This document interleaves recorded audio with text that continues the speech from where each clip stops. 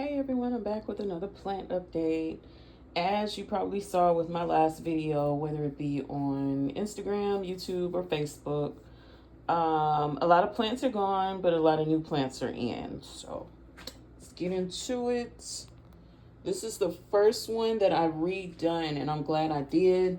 This is a way more healthier bean pole plant. I found out these are bean poles. So I don't know if these are going to turn into it or what, but right now everything is way more healthier. As you can see, I have 3 stalks that are going straight up. I'm doing this differently with the bean pole itself. I'm getting ready to like create like this little contraption and whatnot to keep these like growing straight up. But right now they're doing great. They're not bending. There's like no mishaps or anything. So I'm just going to leave them alone. I do have like a tiny one down here as well. So yeah, that's that. But I also have these seeds that are being sown. Now, don't pick at my little sticks. I'm going to have to take those out.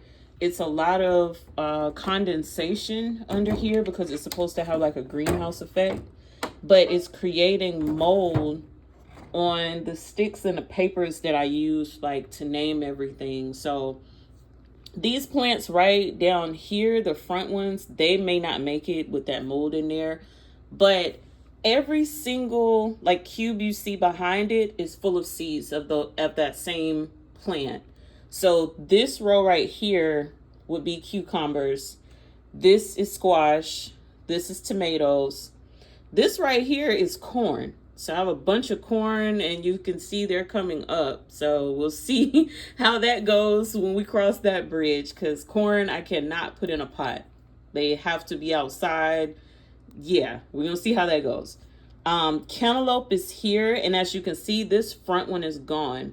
So what happens is once it becomes a plant and the plant gets taller than the top of this insulation cap, I move it to a pot. And that is the one that I moved to the pot. Now, of course, if you've grown cantaloupe before or even watermelon, any type of melon, it's gonna run. It's not gonna stay in this little tiny pot. But I put it there for now, and as it gets bigger, then I'll transport it to something else. Now, I feel like cantaloupe, you could possibly get away with like a really big pot. But again, that's another plant that needs to be outside. The melons get big and that sort of thing. And as you can see, I have 1, 2, 3, 4, 5. I have 6 of them. Yep, I have 6 of them. So yeah. And then this one had a bunch of seeds up under it. So I don't know if those seeds are going to come through. This is just 1 seed. And I think I've done like 3 per little pod thing. So yeah, cantaloupe is there. I have 1 with oranges again. I'm going to try my hand at oranges again. The last one didn't make it. It came up a little bit and then it just stopped. And I guess it was like some rotting going on with the roots or something. I don't know, but it was brown up under there. I just threw it out. Now, this row right here, I didn't put a stick in. This is actually more of the green beans. I'm going to call them green beans. I think they're called pole beans or something like that. I'm gonna call them green beans. But I have a whole row full of those as well. So when those come, I'm gonna put those in this pot too.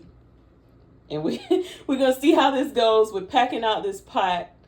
And then if it begins to be too much, then I'll put them in a bigger pot. But these, I'm gonna stick to a pot with these and see how they do. I know typically you would put them in the ground, they get much bigger, but I want to see how all of them do in one pot, see if I can harvest them from that one pot and go from there.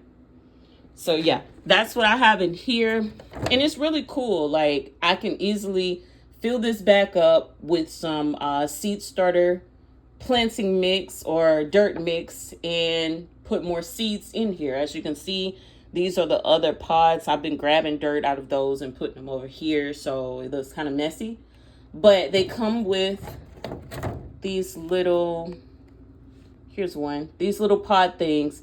So you just drop them in there, fill it up with water. It'll soak up the water and then it'll start to expand and break away to where it looks like this dirt right here. Now, what I am worrisome about is the fact that I may have put too much water, and that may be why my little signs just look horrible. I'm getting ready to pull those up. Like I said, I don't know if that mold has went into like the soil, so those first ones may be gone. But of course, like I said, I have more seeds. I can just replant those and go from there. So that is that. This is really, really handy though. Really, really handy. The plants grow really fast. Like the corn, I had just put that in there this weekend. So it's pretty good. The cantaloupe took maybe a week or so to sprout.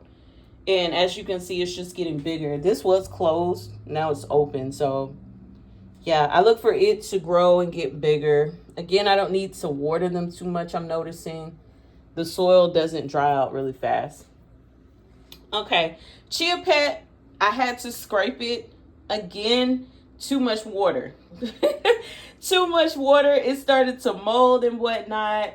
Also, I don't know if I talked about this on the last video. I think I did, but you cannot eat chia pet chia seeds, which is crazy to me. So I may not do those again. I may do like another type of herb where you can like spread the seeds on there as you would the seeds that come with the chia pet, and grow something that I can actually use or, you know, utilize. That's not just for decoration. As you can see, I am conducting vegetable gardening. So I want to be able to eat everything that I grow here. So I'm going to find out if I can do other seeds on here just in the same application and go from there. But I had to scrape it. I had to clean it like really good. And it looks completely better now, but it was a mess before and all the plants just died. So yeah, that's that on green beans, cantaloupe, chia pet, sowing seeds at the bottom. Now on to the potatoes. Remember I said I was doing a lot of research on how to grow these potatoes because I was completely confused. Y'all, I took too long. So I thought that the potatoes would come like on the roots at the bottom or something like that, or I have to plant the entire potato. That is not the case. What I was supposed to do every single time, like one of these plants right here comes and it grows onto here, I'm supposed to clip it off, put that stalk in some water. See if I can grab one. Probably not because they're all, see? You see how they generate roots at the bottom? These are all of those long shoots that I showed in my previous videos that were coming from here. I snipped them off, dropped them in this glass of water, and now they have produced a lot of strong roots. So that is how you would go about planting and starting like a sweet potato harvest. This only applies to sweet potatoes though, from what I'm reading. Regular white potatoes is a different type of process. So I'm gonna get to that when I get to that, because I have a lot of white potatoes that are sprouting right now. But with sweet potatoes, yeah, you clip off the shoots here, place them in water, let them generate some roots, and then transport that plant to soil. So that's what I'm doing now. This one is a slower growing plant. It is growing compared to like all my other videos and pictures that I'm looking at in comparison. It is growing, but it's growing much slower. I'm thinking it's the fact of this size of the container, possibly. Could be wrong there because this one's in a much shorter one compared to this one. But I'm allowing it to do its thing. Once I get finished with this video though, I'm going to move this one over here and that one over here to see if that makes a difference. But I have one more shoot right here for this one, the first one. And I think that's going to be it for this one. The roots are starting to thin out. So I think I've exhausted everything on here. See, the roots were much thicker than that. There were actually more roots than that. And I can see like they're starting to brown sort of towards the potato itself. They were much whiter than that. So I'm thinking I have exhausted everything out of this one except for this last shoot. And yeah, I'm gonna call it quits on there and focus on this one to try and get some roots growing there. But for the shoots that I have already placed into water here, all of them have roots on them. And what I'm attempting to do is to create a sweet potato bush. So all of the shoots need to have roots. They need to all be like intertwined into each other. So this will be a whole plant. Roots will be up under it. I could just plant this directly into my big pot that I have prepared. And then go from there. It'll be like I'm aiming for it to be a house plant.